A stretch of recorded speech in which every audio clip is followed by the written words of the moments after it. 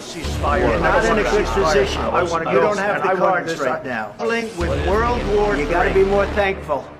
Because let me tell you, you don't have the cards. No, you've done a lot of talking. Your country is in big trouble.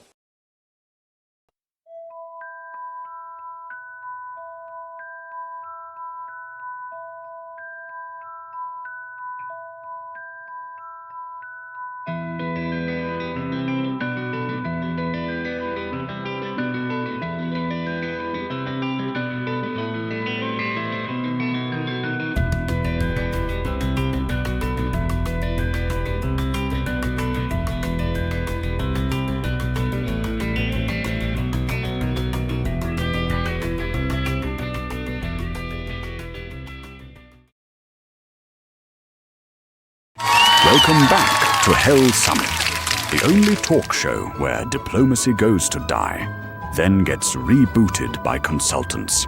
I'm your host, the Devil, or as NATO calls me, not technically in the mandate.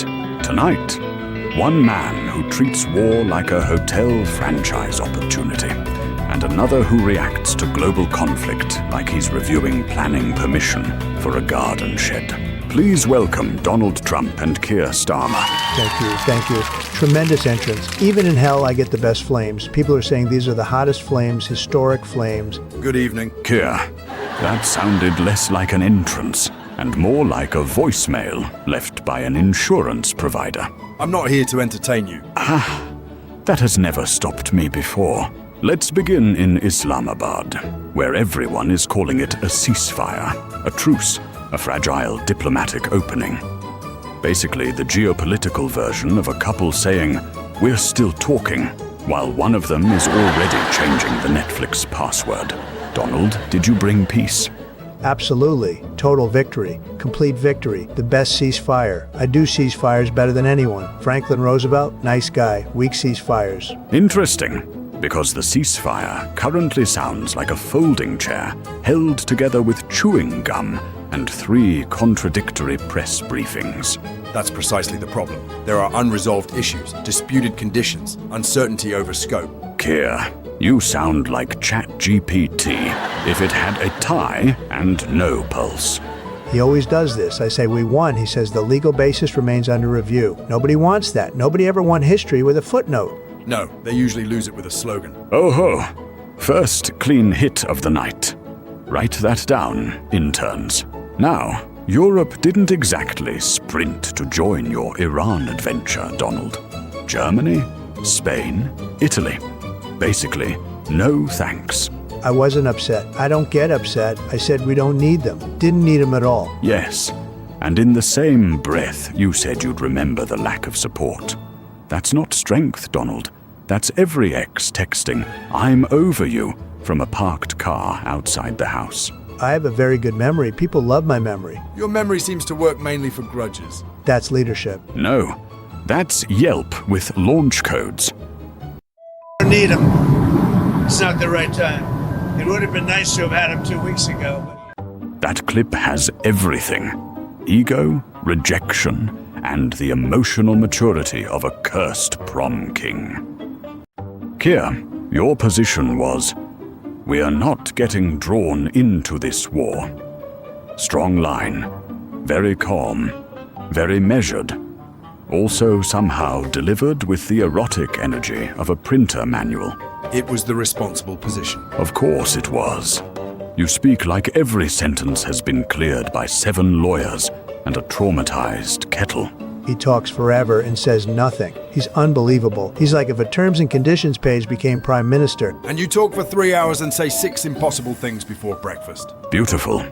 One of you speaks in legal fog, the other in casino smoke. Together, you make a perfect weather warning. On top of that, we have to acknowledge that this war wasn't our war. That line is fantastic because it sounds like Britain refusing not just a war, but a group holiday with bad vibes. Donald, be honest. Were you mad at NATO, or were you mad that NATO didn't clap fast enough? NATO made mistakes, big mistakes, foolish mistakes. Everyone knows that. You treat alliances like waiters. I ordered support 20 minutes ago. Where's my support? Is there a manager of Europe? Europe should do more. Europe should also think before acting. Thinking is overrated. And there it is, the unofficial campaign slogan. Let me read back the energy of this whole saga in late-night language. One side says, total victory. The other says, we require a lawful basis and a viable thought-through plan. It's like being trapped between a dad threatening to turn the car around and a substitute headmaster writing up the incident report. I love when people talk about me. Ratings. Oh, Donald, you're more like a man trying to start World War III from a golf cart with a cheeseburger receipt in his pocket. And yet he still thinks he's the stable one. Keir, your problem is the opposite. If a meteor hit Downing Street, you'd say, we are monitoring the situation carefully and will continue engaging constructively with the concept of impact. That is not fair. No, but it is funny. Lightning round. I ask the question, you answer in one line. Donald, what is a ceasefire?